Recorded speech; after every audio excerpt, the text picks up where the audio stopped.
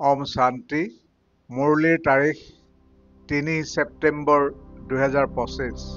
আজিৰ বাপ দাদাৰ মহাবাক্য। মৰমৰ সন্তানসকল, তোমালোকক সঁচা যাত্ৰা শিকাবলৈ সত্য পাণ্ডা আহিছে। তোমালোকৰ যাত্ৰাত মুখ্য হৈছে পবিত্ৰতা, স্মৰণ কৰা আৰু পবিত্ৰ হোৱা। প্ৰশ্ন: তোমালোক বাৰ্তাবাহক বা পয়গম্বৰৰ সন্তানসকলে কোনটো এটা কথাৰ বাহিৰে অন্য কোনো কথাত তৰ্ক কৰিব নালাগে? উত্তৰ: তোমালোক বাৰ্তাবাহকৰ সন্তানসকলে সকলোকে এইটো বাৰ্তা দিয়া যে নিজক আত্মা বুলি বুজক আৰু পিতাক স্মৰণ কৰক।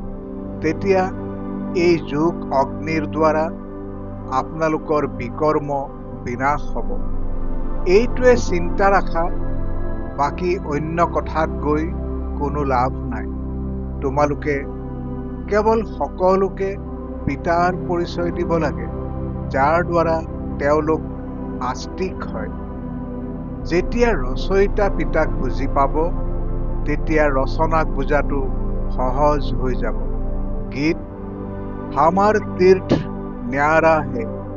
ধাৰণাৰ বাবে মুখ্য সাৰ: ১ নম্বৰ, সঁচা পবিত্ৰ ব্ৰাহ্মণ হ'ব লাগে।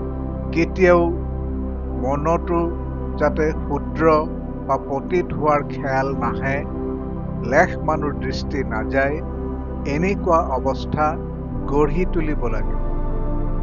২ নম্বৰ, পিতাই যি পঢ়াই আছে সেই বুজনি বুদ্ধিত ৰাখিব লাগে।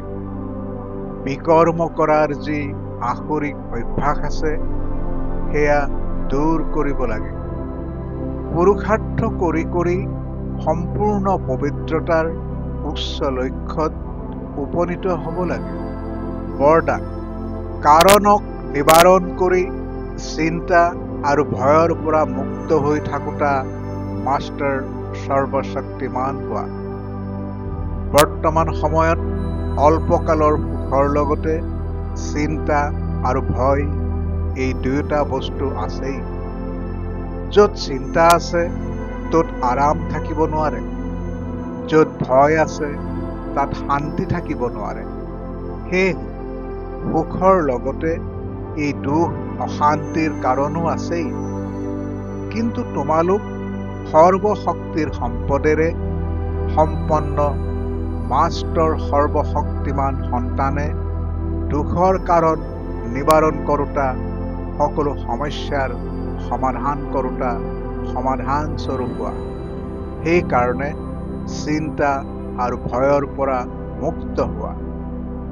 যিকোনো সমস্যা তোমালোকৰ আগত খেল কৰিবলৈ আহে, ভীতিগ্ৰস্ত কৰিবলৈ নহয়। শ্লোগান: নিজৰ বৃত্তি শ্ৰেষ্ঠ কৰি তোলা, তেতিয়া তোমালোকৰ প্ৰবৃত্তি স্বতঃ শ্ৰেষ্ঠ হৈ যাব। ওম শান্তি। অব্যক্ত সংকেত: এতিয়া একাগ্ৰতাৰ অগ্নি প্ৰজ্বলিত কৰি যোগ জ্বালাৰূপ কৰি তোলা।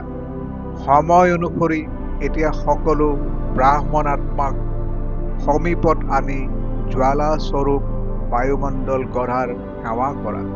তাৰ বাবে লাগিলে ভাতৃ কৰা বা পৰস্পৰ সংগঠিত হৈ আত্মিক বাৰ্তালাপ কৰা, কিন্তু জ্বালা স্বৰূপৰ অনুভৱ কৰা আৰু কৰোৱা। এইটো সেৱাত লাগি যোৱা, তেতিয়া সৰু সৰু কথাবোৰ সহজে পৰিৱৰ্তন হৈ যাব। ওম শান্তি।